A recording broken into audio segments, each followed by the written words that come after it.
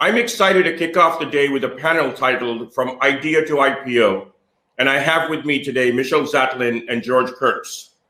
Michelle is the co-founder and COO of Cloudflare, a leading internet security performance and reliability company. She started the company with Matthew Prince and Lee Holloway while still in business school, while I was getting drunk in business school. So Michelle, clearly you were doing more interesting things. And George is a co-founder and CEO of cybersecurity company CrowdStrike. George is also a serial entrepreneur who also founded Foundstone, which was acquired by McAfee, where he became the CTO before starting CrowdStrike. Thank you for joining us today, George and Michelle. Great to be here. Thanks so much for having me. Hi, everyone. Thanks for tuning in. Maybe, Michelle, we could start with your story, given that you started Cloudflare while in business school 11 years ago, and it's now, a $20 billion plus company. I mean, that is the quintessential Silicon Valley dream come true. Maybe tell everyone a little bit about your story. It is a little bit of the entrepreneurial fairy tale. I'd say, made for Hollywood in many ways. So, what you said, Ashu, in the beginning where you were laughing, where you kind of joked about, said, when I was at business school, I kind of was going out all the time.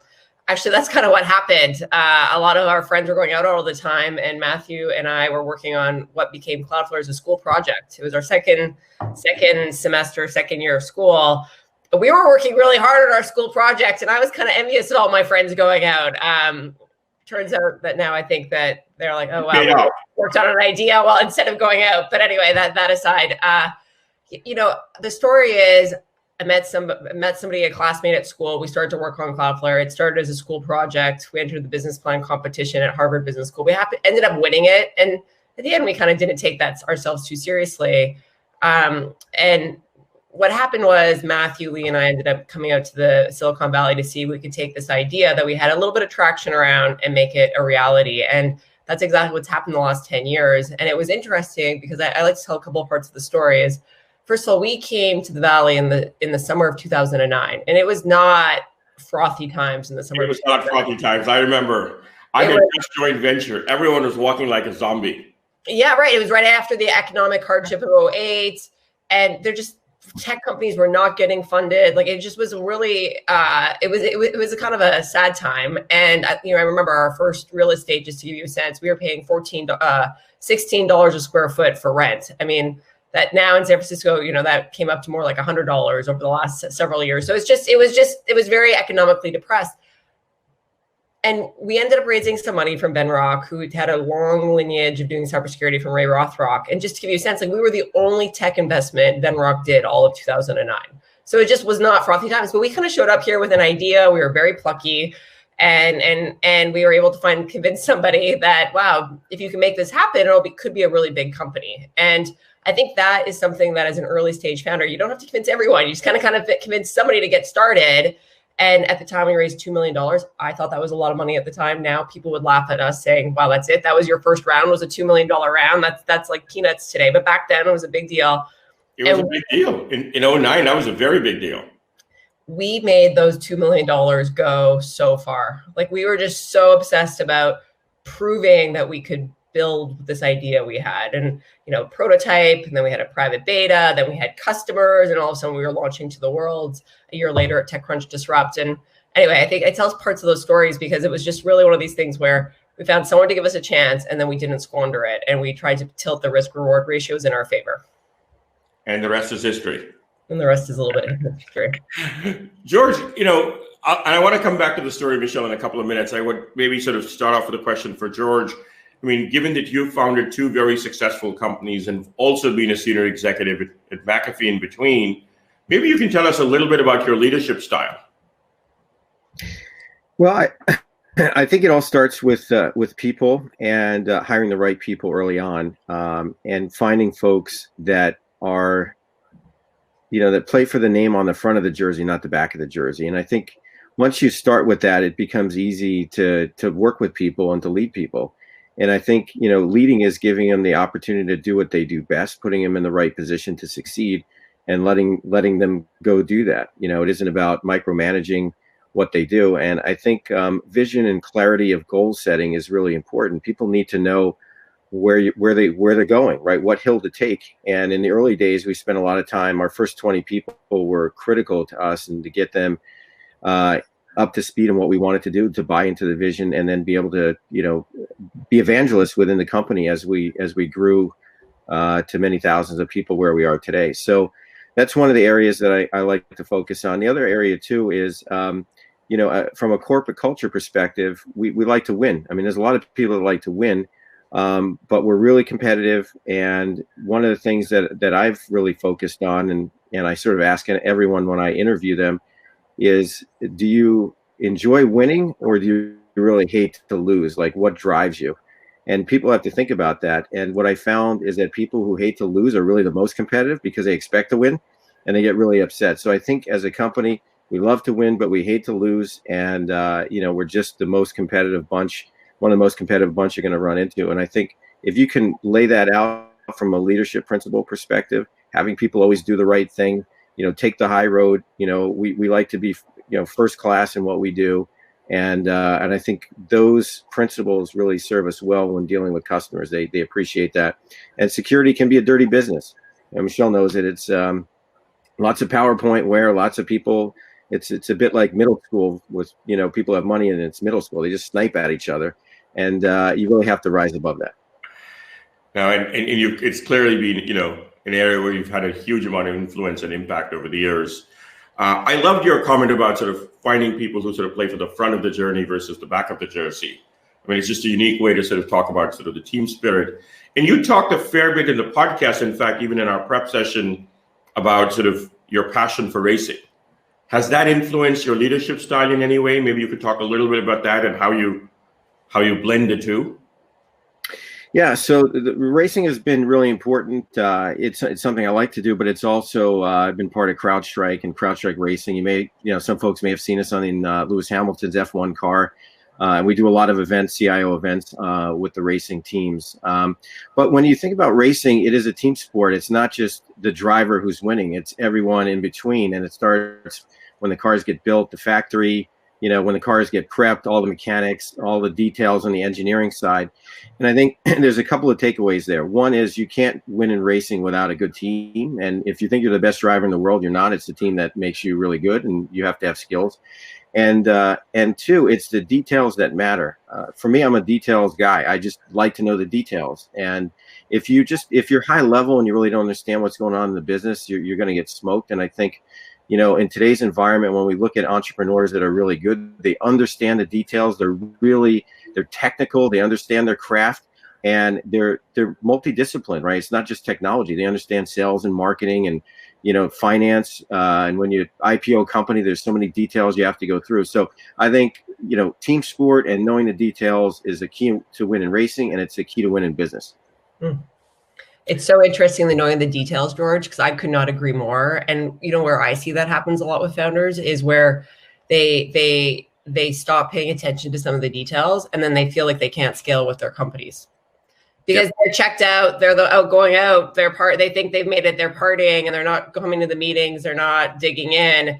And so you kind of slowly, it's a slow thing. You start to drift away, and then you're kind of embarrassed to start to ask and get back into the details. And the next thing you know, you're like, I'm a zombie within my own company. And then I think a lot of founders take themselves out of the game and said, I'm going to go do something else. But it is a little bit of, often one of the questions I get asked, because again, from a founder to now publicly traded company, is how did you scale yourself? And what I keep saying is keep showing up.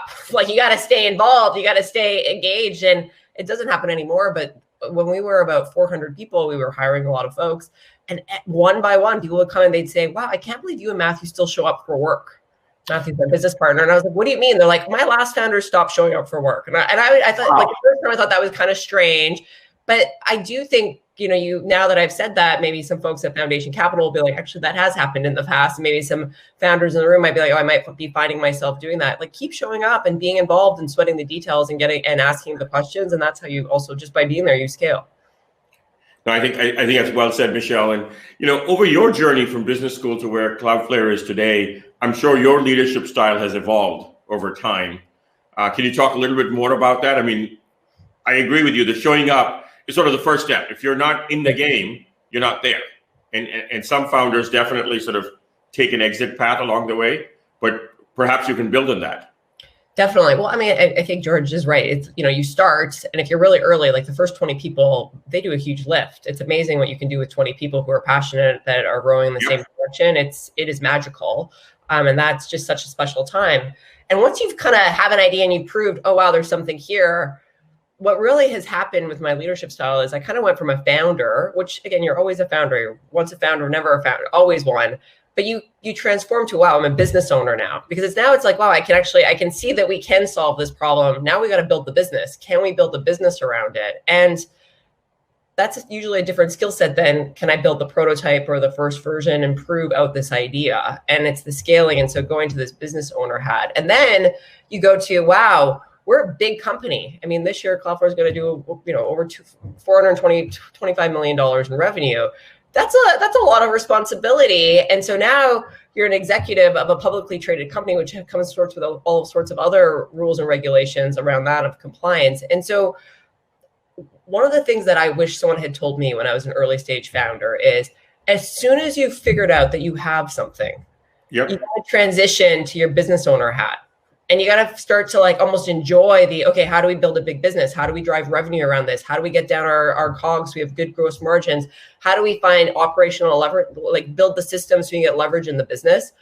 And, I've since figured that out, but it took me a long time to figure that out. And I remember we hired our first, head of sales, who's now our chief revenue officer. And, I remember he wanted to do this, that, and I made everything hard for him, like everything hard. Cause I was like, no, that's not cool. And again, I've learned since then where it's like, no, we do it this way. And I wish someone had said really clearly to me, founder, great, but now you got to shift to a business owner hat. And that is a different set of responsibilities. You got to bring in executives who know what they're doing in their areas. You have to empower them to do great work. You got to let go of some of your sacred cows that often every founder has sacred cows. And you got to let those go over time, maybe slowly, but you do have to let them go. And that's how you build a great business. And if you can build a great business that what I love is, wow, I really believe in what we're doing. Cloudflare's mission is to help build a better internet. We help make any internet property, application, workload faster, safer, and more reliable. It's a huge market. So I'm really proud of the work we're doing. I like the people I do it with. Back to George, I like my team. I like my team too. Best part of my job, people I get to work with. And you can do it and have a good business. That is a trifecta. It's really hard to line all three up. There's a lot of things that are good businesses that you're like, but it doesn't really make a difference. Like, it's not really doing good for the world. There's other places where I love the team and I'm so passionate about what we're doing, but it's actually not a good business. It's really hard to line up all three. And if you can have that as a founder, that is really a magical spot to be in. Absolutely. George, your leadership style, I'm sure, has evolved between two companies and even at CrowdStrike over time. Any thoughts on sort of what's changed today in terms of how you do things relative to maybe 6, 7, 8 years ago? Well, to get to where we're at, you really have to look at the people who got you there and where you're going, right? And I think one of the real challenges a lot of founders have is they sort of rely on everybody in the beginning, and as you scale the company, they may not scale with you, right? Or the business. And doesn't mean they're bad folks. They may just be startup and they go from startup to startup, and that's perfectly fine. I think what's important, from a leadership style is to recognize, where people are able to scale to. And if they're not going to get there, you just need to, make a change and, kind of move on. Right. And I think that's hard for a lot of folks. They don't really want to do that. But if you let it linger too long, it becomes a real problem. And I can tell you on a personal level, I've never regretted moving somebody on too early. Like, it's always been too late, so I think that's one of those areas where as you get going, you just have to realize you've got evangelists, you've got scalers, and you've got coin operated people, and they're different stages of the business, and you just have to match those people with the stage of the business you're at. Doesn't make them bad people. They're fantastic. But they may, the people who got you there may not be the people who get you to where you want to go. And I think that's one of the key areas, lessons learned for me, as I've, built a couple of different businesses and here we are today. So that would be my, big takeaway is just, if it's not working out and you kind of know it in the back of your head, it's not going to get better. It's sort of like, a car transmission when you're racing. Like if the gearbox is rattling, it never fixes itself. I can guarantee you that. I'm learning a lot about cars today, George. I know. I have all these analogies. George, I'm solving for this problem by moving to an all Tesla household, so no gearboxes anymore. Okay, there you go. You know, one of the things, if I could just ask you, just add on to what George was saying, because I think this point is so important. Like, it's like the people you start the journey with aren't the people you are highly unlikely the people you end it with, and that's a really hard lesson to learn as a founder because you know them so well. But I would even go one step further, like to punch up what George was saying, is like there are definitely points of your business, and Cloudflare was kind of between 200, 300 people. And then again at like 8 to 1,000 people. And then again, like as you approach 2,000, where there are like these pivotal points where you maybe are doing about 100 million in revenue, like approaching that. And the people aren't bad. You like the people and they're great and they're not bad. They're not bad. Bad is easy. If someone's bad, it's easy. It's like, okay, yeah, we got to replace that. They're okay. and you're like, wow, like everything's a little bit harder than it needs to be. And do you know how to put in the processes and the systems and the tools to scale to the next level? Those are the conversations that are really hard and a good question I find where I ask our leaders and our team is, okay, would you hire the person again to do that job right now? And if the answer is no, I definitely wouldn't, because you've just been working with them for another years to do the job I need them to do for the next year. Then I'm like, well, then we need to find a way in a humane way to say, thank you so much. You should go do something else. And we got to free up the headcount to go find someone, the next stage, a person who can come in and help us scale to get to the next level. And so actually, I find that question really helpful when it's not, what did you say? What's rattling? What did you say? Transmission rattling? Is that what you said? Yeah, I said if your transmission's rattling, it never fixes itself. Yeah, right. Yeah, right. So the transition rattling, fine, that's clear. But when it's not rattling, but you're like, I don't know, it's not as fast as the other, it's not as fast as a Tesla. How do I get a Tesla as fast? You're like, okay, maybe I wouldn't rehire this person for the job. Well, then that's a good test to say, okay, let's in a humane way say thank you and free up the headcount to go hire someone else, because budgets matter. You're constrained by budgets. And so these are the sorts of things that you have to do along the way. And there's certain pivotal points in the business where I've found that they're always acutely, like it's almost like that game Whack-A-Mole where the mole's popping up and it's like so obvious and you're in the moment, even though like 3 weeks earlier it wasn't obvious. And the other thing I often find around this, it becomes within teams. So it's within a part of the organization. It's never the whole organization. It's like one specific team within the organization where you're like, wow, I would not rehire some group of these people to be doing these jobs right now. We got to go and figure out who they are, find ways to say, move on, and then open up the headcount to get the next group of people who are going to help us take us to the next level. And so I think that's a good skill to learn as a founder. No, I think that's very well said. I love your question around, would you rehire these people? Because I think you're spot on. The issue is in some cases it becomes obvious. And we actually had a lot of discussion yesterday about this. I mean, Ali Ghodsi, the founder and CEO of Databricks, talked about his journey and how he had to change, go-to-market leadership in particular 3-4 times at every stage of the company. But it's this ability to identify it before it becomes a real problem. And that question seems like a great way to do that. Because otherwise, when it hits you in the face, especially with a sales leader, you can lose a year in the process. The process of offboarding a sales leader, onboarding a new sales leader, and with that you have change in the rest of the team, is often very expensive for startups. And I think one of the things people struggle with. George, you've, I'm sure, hired a lot of sales and go-to-market executives over the years. Any lessons learned, and how do you pick the right ones for each stage of the company? Yeah, a lot of lessons learned. My first sales leader was just a mismatch, and you have to look at the stage you're in. I mentioned earlier, you have, particularly in the sales organization, you have evangelical sellers and sales leaders. You have scalers and you have coin operated. So let's go through those. If you think about the evangelical sale, it's here's your PowerPoint and go figure out how to sell what's on the PowerPoint, and we're building it in the background. And this individual I hired was like, okay, well, where's everything? And it's like, well, it's in the PowerPoint, but no, like, where is it? I can't sell if it's not here. And it's like, no, you got to go sell the PowerPoint. We're in the middle of building it. You don't understand. So, once you move, and then I got a really good evangelical person in, and they took us, to a great period 100 million. And then, we sort of got the scalers and the coin operated folks, and we're still scaling, to be honest with you. But I think if you put a coin operated person in an evangelical role, they need all the infrastructure, they need everything to work, and they need, people. And it's just, not everything works off a PowerPoint, right? You got to make it, you got to figure it out and build it. And I think that's the biggest lessons learned is don't hire a coin operated or, a mismatch of the type of salesperson in your early days. You have to hire evangelical and realize that they got to go out, they got to go sell it. They got to be as good as you selling it. And you're not going to have everything that your big competition has. So well said. I wish I could tell you I have this figured out. Having done venture for 12 years, probably 15, 20 companies. I mean, every third or fourth company, we seem to make the same mistake. You hire someone who's a great sales executive. They're just, too late stage for where the company is. And right. Getting the stage right, I think, is really important. I was looking at the audience questions, and one of the questions that's been coming up across a couple of the chat windows is the notion of culture.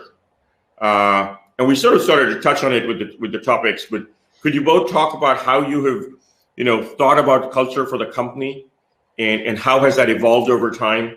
What things have you done to sort of build a culture? And if there are stories of, where maybe you slipped along the way and had to make some course corrections? Michelle, if you want to go first. Yeah, it's really important. And I don't think I appreciated that when I was starting my company. And it took going to events like this and hearing it from founders a few years ahead of me, talking about how important it was, that I think I started to pay more attention, and it turns out they were right. So I'll pass that forward for those listening. And, companies are just groups of people. Like at the end of the day, that's what a company is. It's groups of people who are hopefully rowing in the same direction to solve a meaningful problem for customers, and hopefully many customers. That's how you have a great business. And it's hard to find great people. There are a lot of great companies out there. There are, and it's hard to find the right people to match up with you. And so once you find them, you want to make sure that you can work together and it's a healthy spot and people can voice concerns or dissent and feel like they belong, so they are empowered to do their best work. And so I think that's when culture is done best. And so, for us, we've focused on, our people and making sure that we can get the great people to come work at Cloudflare, the greatest engineers, the greatest, sales folks, the greatest marketers to come join Cloudflare, so that we have a higher shot, we tilt the risk reward ratio in our favor for whether our business will be a success. Most companies fail. Like most companies that start don't make it. So there's actually a really good book coming out by one of my professors from Harvard Business School, Tom Eisenman, it's like why companies fail. And he's actually outlined all the reasons why companies fail. And it's not just early. A lot of late stage companies blow up too. And there's some really clear reasons why. And so back to culture. So we've not always, in the last, 5 years, got really serious about it. And it starts for us, we have this big mission to help build a better internet. And I think we didn't start with that when we started Cloudflare. We were trying to solve a cybersecurity and global performance problem for customers. But what emerged as we started to get more serious about this is, wow, what does this all ladder up to? And for us, we're like, hey, we want to help make the internet a better place. Mm-hmm. And that mission became it helps carry you through low points, because scaling a company is hard. There's lots of things that go wrong all the time.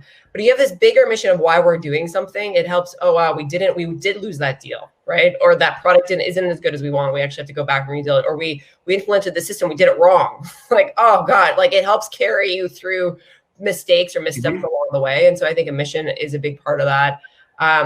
We have values as a business, but one of the things that when we started to scale, you're there, we were in person, it was clear what our culture was, and we had to write it down. And we didn't want to list 5 values that everyone wrote. And so what we did was ended up writing Cloudflare stories, where real situations that happened where we think we made a decision that was different than another company down the street would have made. Because at the end of the day, that's what culture means, right? Where you did something different than 80% of other companies. And so we actually captured these Cloudflare stories, and they're part of our guidebook that all new people start. And it's not take ownership over your work. Again, we should take ownership over our work. That might be how we work. But it was this more sense of actual stories where these things played out. And the whole theory that we had was people remember stories better, and they take lessons along the way. And so when they do their new hire, they go through these stories and they have discussion groups. And the point is that it will never happen again. But the next time they're faced with the decision, we hope that they'll think back to that story that was unique and make the Cloudflare decision that then helps perpetuate us forward. And so those are some of the things that we've done that have been, I think, really helpful. I'll tell you a couple other things. So up until we were about 600 people, Matthew, who's my business partner, he's our CEO, did a final call with every single person before we hired them. Every single person. He had a couple hours on his calendar every week. Wow. Before we up to 600 people. Yeah, for up to 600 people. Now, after 600 people, it broke, but now we still do it. It's Matthew, myself, our CTO, who's employee number 20, and our head of people place. We all four of us, not all four of us, one of the four of us do a final call with every single person. We're over 1,700 people around the world. And so every week we spend a couple hours doing these calls.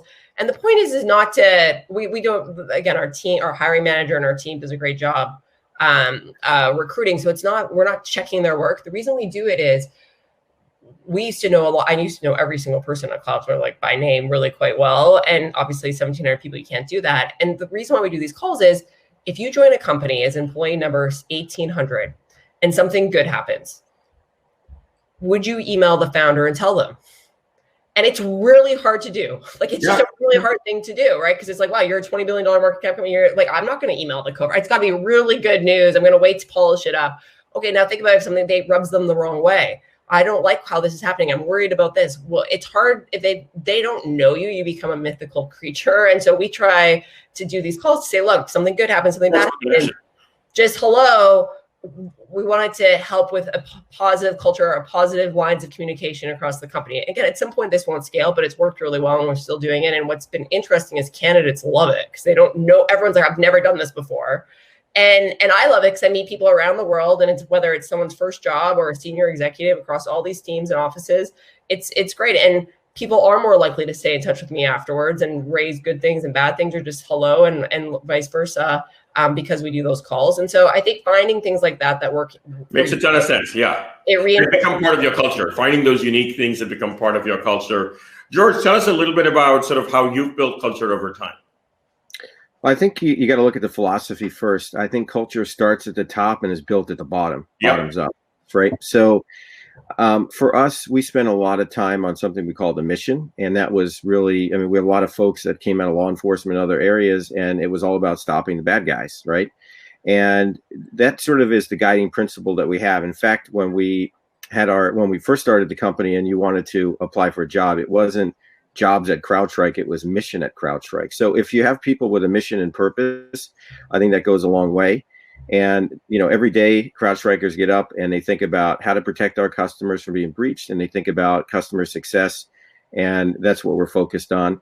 I think when you look at culture and starting at the top, it really is how you treat people and how you treat customers, right? And if at the top you're treating people poorly, that's just going to ripple down. I never forget, I was looking at buying a company a couple of years ago, and I had dinner with the CEO.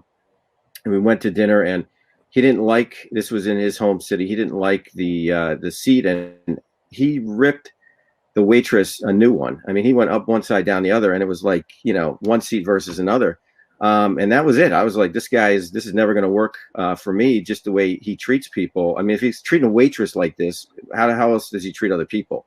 So if you treat people well and you treat your customers well, and we do anything for our customers. And I think that's, there are certain businesses where people know, like, they're just going to go through extraordinary lengths to make sure their customers are protected and happy and satisfied. And not everything always goes right? It's a real partnership with your customer when something goes wrong, and you work through it and you fix it. And I think if you can do that, you're not going to be around for we're 3,000 plus employees. You're not going to be around for the 3,000 person that may know you, but if they understand your values, I think that's going to ripple through. And the last piece, and it's a little harder now with COVID, but up until probably COVID, we would have every CrowdStriker come to California for 1 week of training. Doesn't matter where you were, around the world. You would show up, and you would be inundated with CrowdStrike culture. And I made it a point that all of the executive team would teach those classes, even if it's once, every couple of months. Everybody rotated through. I taught them myself. I'd go in there for an hour or two. Hey, here's the story of CrowdStrike, and here's how it all started. And I think that made a big difference. And that really, because you can't, for the 3,000 person, they don't know like you were working in a closet and how it all happened and 25 slide PowerPoints, right? So you got to tell them that stories. And to Michelle's point, it's storytelling. It's just like culture. The stories have to be passed down on how you solved the problem and how you made people successful. George, we did the same. We did the same thing. We used to fly. We up until the pandemic flew everyone for new hire orientation. I'm curious in the COVID, and I teach a session. Matthew teaches our executives most of the teach sessions. Actually, I'm doing that today after this, which is kind of funny you bring that up. But I'm curious. I have a question for you. Sorry, actually not to go for it. No, go for it. New hire orientations, because now it's all virtual, and we're a global company, as are you. Has it gotten better in a virtual world or less good, do you think? Have you looked at that at all? And during can you execute on it faster, and is it less expensive? Yes, but people when they're in a class, they bond, whether they're from Australia or whether they're from New York or California, everybody's together, and it's you probably remember your first job or gig or whatever you did, and it's like everybody's a newbie, and you sort of bond, and I think that's the missing piece that you just can't get over Zoom. But that's been my experience. I, was very old school, grew up at Unilever and McKinsey, and the in-person orientation and the in-person trainings, I think it's just hard to replace with Zoom. And in the short term, we're all doing it, and we're all finding ways to make it work. I do think it'll go back to a lot more in person when sort of things are back to normal, hopefully. Mm-hmm. George, there's a question that came in for you as part of the, you made this comment about you have to still stay in the details as a CEO to be effective. But there's a balance. You have to decide which things you sort of stay in the details on your own, which things do you outsource to your team or other executives on the company. How do you make that decision? Well, I think you've got to know the details, and you got to let people execute. You can't micromanage everything. So there's a big difference. And for me, I spend a lot of time on instrumenting the business and dashboarding, and we use Domo like beyond its capabilities, I think, and we've got everything instrumented down to everything. So I can look at certain trends, and then I can understand, okay, is there an issue there, and then really dive into it. So I think once you have that heads up display, and if you understand what's going on, and you understand, what's happening with your technology and your customers, you can dive into it and never lose touch to it. So I give you an example. I see every sale that happens at CrowdStrike. We have an automated distribution list. I know the deal size. I know how long it is. I know competition we beat. Every one of them I look at. And that gives me an idea of the details. Like, did we win? Did we lose? Is it big? Is it, is it the right margin? And if you have that sort of high level instrumentation, you're never going to lose touch. And then you can dive down. I don't know what every person does on a daily basis, but I can tell you, what our technology is doing. I can tell you what the competition is doing. I can tell you what financial markets are doing. I can tell you what marketing team is doing, because I meet with them, and I do a lot of skip level meetings. So I don't want to hear from my team. I want to go talk to the leaders, the next level leaders. Like, hey, what are you seeing? What challenges do you have? What do you need to be successful? It's a simple question. How can I help you be successful? And people will tell you what the issue is. So we spend a lot of time with that. And I think the last thing that we did, just to understand some of the details, is we've implemented a program internally, which is our Kaizen program. And it isn't like just traditional Kaizen, right? It's a bigger umbrella for if you're in the trenches and you see things that aren't working well, and it takes 20 steps and it should take 2. Like there's an actual place where you can go and say, hey, this process is broken. It should be done this way. And I go through a lot of those as well. So I think at a high level, I've sort of instrumented and can, dive into where I need to. And then if there's a real problem, then it's a super deep dive into, okay, what's the issue? How do we get it, back on track? Got it. I think, George, the distinction you made between being aware of the details and knowing when to dive in, but not micromanaging, is an important one, I think, for our audience. It's one of the things that every founder struggles with, especially first-time founders, because early on you have to do the things. There's no one else to do it for you. Right. And at some point, when you start to hire executives, that transition to saying, I'm going to manage you, I'm going to hold you accountable, and I'm going to do that by having a clear set of metrics, but I'm not going to tell you how to do your job. Right. I'm not going to tell you how to go about it day to day. That distinction is a hard one for most founders to make the transition on. It's actually the most important distinction, because you should know the details, but if you're hiring someone, they should be able to execute to the plan, to the goal. Goals need to be clear. People need to be held accountable. And, for me, I think it's pretty simple. It's like, just tell me what you're going to do in the beginning of the quarter, or year, but we'll say quarter. We'll measure it with these metrics and we'll agree on it. And at the end of the quarter, we'll go take a look. And it's either it's done or it isn't done. And if it's not done, what's the issue? How do we put it back on track? And, that's just the way I operate, to try to keep it simple and not emotional. Makes a ton of sense. I'm going to shift gears a little bit. I think we've had a very rich conversation around sort of the scaling of companies and culture and sort of how do you manage leadership. We've been getting some questions, and I also had some questions sort of that I wanted to sort of dive into sort of strategy and how the businesses have evolved. And Michelle, maybe we can start with you. Cloudflare has gone from, as you alluded to, starting off with security to being a much broader platform to improve the internet. Can you talk about that journey, especially in the early stages? What was the plan at the seed round? And I know it's a long time ago now. And how did that, when you got to Series A, how did that change and so on? If you take the first 4 or 5 years of the journey. Sure. Yeah, of course. So we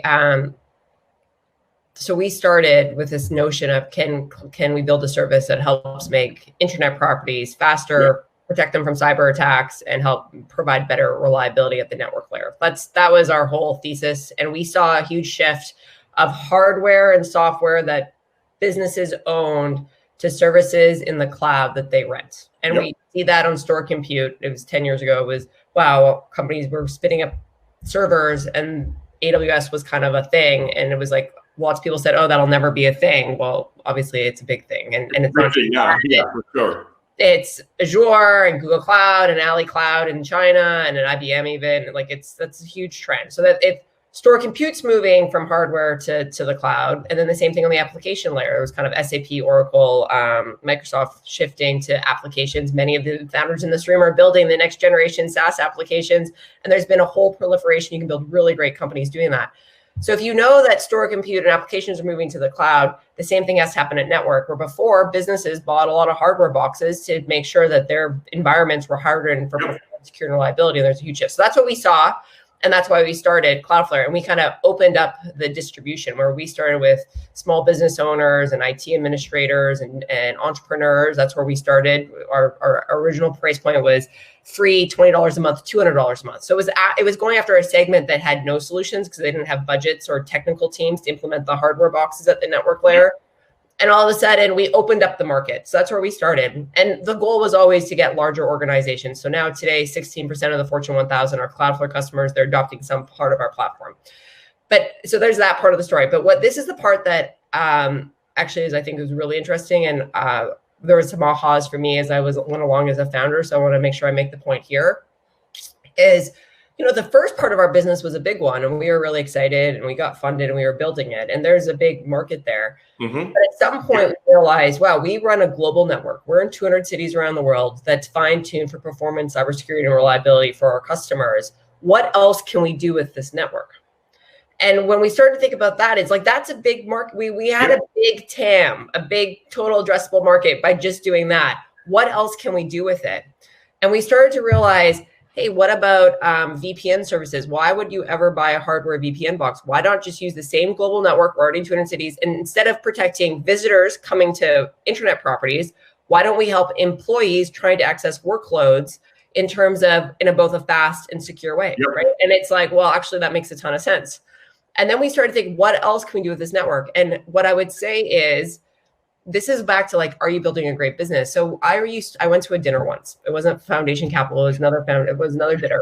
And Foundation Capital next time. Yeah, for sure, of course. And we, I remember being a founder and being like, wow, $1 billion valuation was a big deal, right? And I remember when that happened to us, and you feel like, yeah, I made it. It is a big deal. And then you're like, okay, the next goal post is $10 billion. I remember I went to this dinner, and I had a good company, and there was an investor at this venture firm who's like, I'm only interested in $100 billion opportunities. And I wanted to throw my plate at him because I was like, you know how hard it is to find that. But anyway, I left and I thought about it. And there is something about these companies who are super ambitious. Like, the reason why Mark Benioff or Salesforce did that Slack deal is because he wants to be a $500 billion plus market cap company, right? Like, he's a $200 billion plus company. He's competitive. Back to George's point, I want to be an iconic company. So At Cloudflare, we think a lot about what's our Act 1, what's our Act 2, what's our Act 3, how do we stack it, how do you make the TAM bigger, where we want to build an iconic company. And Iconic is something over $100 billion market cap company. Now, that doesn't just happen. You got to like make sure you got the market and the customers. You need lots of revenue to get there. And so you got to stack these opportunities on top of each other. And so I tell this story because if you're a founder, you got to get Act 1 right, because that's what keeps you in the game. But if you can figure out how do you expand your market opportunity and add in your Act 2 earlier versus running out of steam, it's kind of like being slow to fire your VP of sales, that it takes a year. Like, it's the same thing. You kind of want to invest ahead. It takes several years to get to Act 2. I mean, it's a whole new startup thing within the organization. All things. And you can get these things to stack on each other. Yep. That's how every true iconic technology company, and 10 years ago, there were 8 $100 billion plus tech companies. That's it, 8. 10 years later, there are 26. So it's accelerating. And, I think George wants to be one of those. I want to be one of those. Cloudflare wants to be one of those. I'm sure many of you in this room want to be one of those. And you need to have a big market opportunity to get there. And so you got to stack these sorts of things. And so for now, we have a platform that does all these sorts of things, both at, the web layer down to the network layer. We do it for both, websites. We also, and internet properties. We also do it for employees. And it's all of a sudden, it's like, wow, everything I used to spend hardware money on the network layer, we're turning into a service in the cloud as a platform. That's a huge opportunity if we can do it right. And can we put compute into the network? That's something called Cloudflare Workers. Like, can we put that into the network? And all of a sudden it starts to build on each other. Now, that's how we think about it. And I did not appreciate that when I started a company. I thought, well, I'm just doing this one thing. Let me do this one thing right. But if you only do that one thing right, you will run out of market. You will run out of market. You'll run out of customers at some point. So you got to start to invest in your future if you really want to swing for the fences. Now, my husband is an entrepreneur. And he is a great company, and he has no desire to build a $100 billion plus market cap company. He is profitable. He's like, I don't care if I ever go public. They're small, they're profitable. They've never taken a dime of venture capital. So there's lots of ways to be successful. And it's a little bit like George's evangelists, like matching the right executive to your opportunity. You got to attach the right funding to your opportunity. We've always wanted to be ambitious. We're swinging for the fences. We're trying to build something iconic. We need venture and to help us do that. But there are other ways to be successful too. And so you just want to match up the opportunities to what you're doing and be honest with yourself. And then I think that's how you set yourself up for success. I think that's very well said. I mean, there were a couple of audience questions earlier about, can you bootstrap a company? And I think the answer is absolutely yes. I think it's a question of, you have to match capital to ambition. And the bigger your ambition, the more capital you need. And either you have it, or you have to sort of raise it from external investors, VCs or private equity or growth stage, as the case might be. George, I want to pick up the same thread with you. I mean, CrowdStrike has evolved a lot. I mean, when you started off, there was a more significant services element, I remember, in the business. And frankly, the cloud was, as Michelle talked about it, people were wondering, is the cloud going to ever be a big thing when you started CrowdStrike? And today, of course, it is.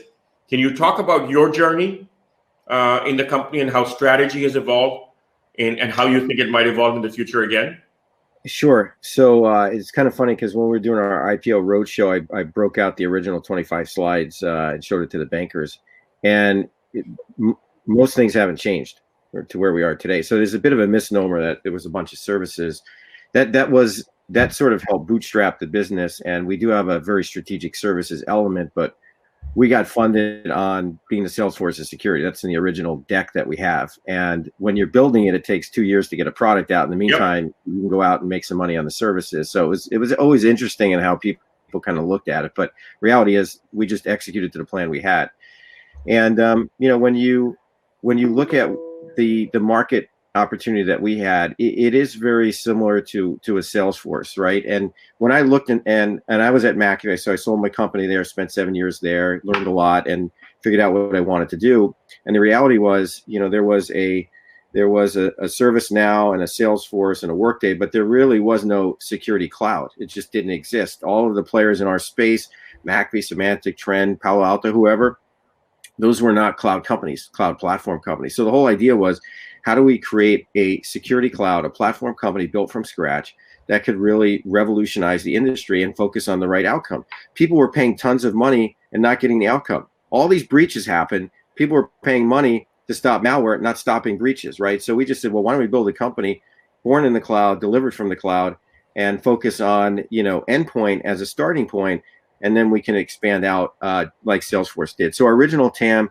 was 7-8 billion, actually very similar to Salesforce's original TAM.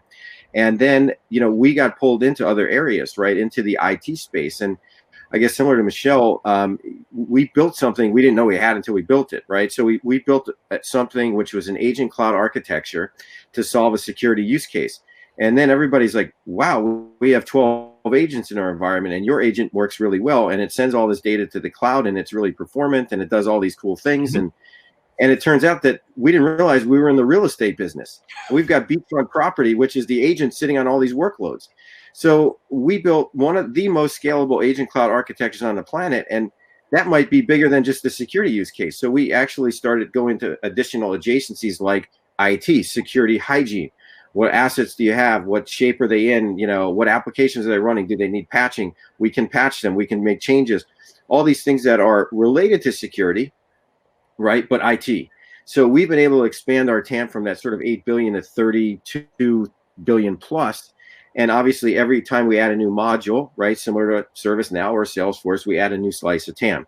We took a lot of good ideas from the people before us and we applied it to security, and it's worked out really well. And in today, just to give you a stat, we've got over 60% of our customers that use 4 or more of our 16 modules, which is ridiculous. Most companies would love to have one module that does 20%. We've got, it's crazy. So I think we came up with a great idea in one use case. And similar to every platform company that I looked at, and I study a lot of them, they figured out that they did something really well and they expanded out. You take ServiceNow, that was an ITSM company, right? Competing with BMC in the cloud. But what they figured out, their secret weapon was they built really scalable cloud workflows. Boom, and they expanded their TAM. So we are going through the same thing. And when you kind of get through, similar to Michelle in the early days, and we started this thing in late 2011, I would walk into a customer, big bank, I'll never forget, big Swiss bank. And I told them the story, agents, cloud management, the whole thing around AI. And they're like, wait a minute, we're a Swiss bank. You want us to send this data to the cloud? They're like, you're crazy. They literally like, you are crazy. And I said, you know what? They wanted the I'm back in a few years. Yeah. Yeah. And give me 1 minute on this because it ties in. This is really an important point. And they wanted the on-prem version. I said, we don't have one. They said, well, when you build it, let us know. And I said, well, let me ask you a question. You're the same company, and I knew them, that said you weren't going to go Linux in your data center. Now you're all Linux. You were the same company that said you weren't going to virtualize. They were all VMware. Now you're telling me you're not going to go cloud. I said, you know what? I'll be back in 2 years because like Salesforce, we're not building you an on-prem version. And they became a big customer literally 2 years later. So as you go through this journey, I mean, I went through a few things to where we are today, but one of the key takeaways to this sort of section is if you're building a cloud company and a SaaS company, don't chase the shiny, I got to build something for that one big bank who wants it on-prem and, they want a perpetual license, but we're a SaaS company. Just don't sell it to them and come back when they're ready to buy it. And believe me, that has served us really well since I started the company. Thank you so much. Thank you, Michelle and George. I mean, this has been a great way to end the podcast. I think this notion of, you've both been very successful, but are still sort of have a clear plan to how do you become an iconic company, $100 billion plus company. And George, is your story around learning to say no to big deals is something actually was a common theme across multiple talks yesterday. Ali Ghodsi made the point that, early on in the history of Databricks, they had this massive deal they got that no one dared to say no to. And for years, they regretted the fact that they were having to serve an on-prem customer in what was otherwise a cloud company. So, there you go. Hopefully there are founders out in the audience who hear that. And hopefully there's a lot of stories here that will help founders from making the right decisions and making just a few less mistakes as a result of this conversation. So thank you, Michelle, and thank you, George, for joining us today. To everyone in the audience, we're going to take a 10-minute break, and we'll be back on the hour at 10 o'clock for the next panel, which my partner, Steve Vasala, will be moderating. So quick break, and thank you, George. Thank you, Michelle. Thank you so much. Take care.